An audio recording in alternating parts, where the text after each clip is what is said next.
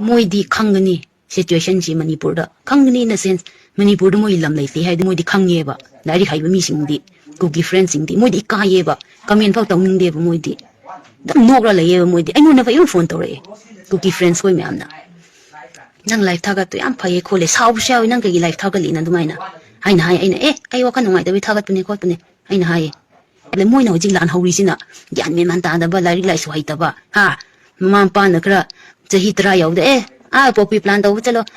योद्बा खर पीबा हा थांग खर पीरा चतु कांगबुनेबा मोइना होजि लान हौरिसे मोइना कुकी लेन तालिसे